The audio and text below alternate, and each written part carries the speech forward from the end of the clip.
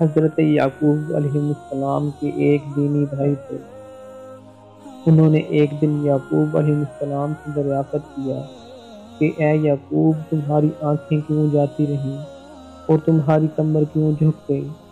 تو حضرت یعقوب علیہ السلام نے جواب میں کہا، آنکھیں تو حضرت یوسف کے غم میں رونے کے باعث جاتی رہیں اور کمر بن یمین کی وجہ سے دوہری ہو گئی۔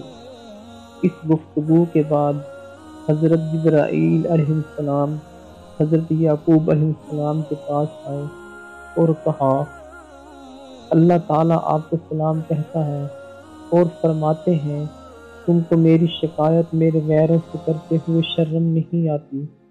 حضرت یعقوب علیہ السلام نے کہا، میں تو اپنے احوال اور اپنے غم کا شکوہ اللہ تعالیٰ سے ہی کرتا ہوں۔ پھر حضرت جبرائیل علیہ السلام نے کہا، اے یعقوب، تم جو کچھ شکوہ کرتے ہو اس سے وہ جانتے ہیں۔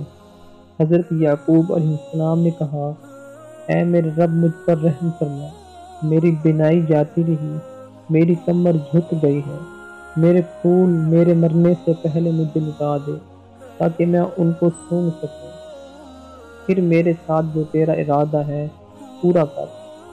حضرت جبرائیل علیہ السلام آئے اور کہا کہ اللہ تعالیٰ تم کو سلام کے بعد کہتا ہے، تم کو بشارت ہو اور تمہارے دل کو فرحت ہو، مجھے اپنی عزت اور جلال کی قسم، اگر وہ دونوں مر چکے ہوں گے تو میں ان کو زندہ کر دوں گا، لہٰذا تم مساکین کو کھانا کھلایا کرو۔ تمہارے بندوں میں سب سے مجھ کو زیادہ سب سے وہ عزیز ہے جو انبیاء علیہ السلام ہیں اور مساکین کی پسند ہیں۔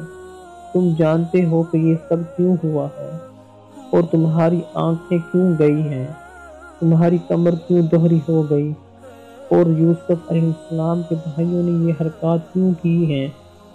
بے شک تم نے ایک دفعہ ایک بکری ذبح کی تھی، پھر تمہارے پاس ایک مسکین یتیم جو روزے دار تھا وہ آیا اور تم نے اس کو کھانا نہیں کھلایا۔ حضرت یعقوب علیہ السلام نے اس کے بعد طریقہ اختیار کیا کہ جب کھانا کھانے کا ارادہ فرماتے تو ان کی طرف سے ایک پکارنے والا پکارتا کہ مساکین میں سے جو کوئی کھانے کا ارادہ رکھتا ہو تو وہ حضرت یعقوب علیہ السلام کے ساتھ آ کر کھانا کھائے۔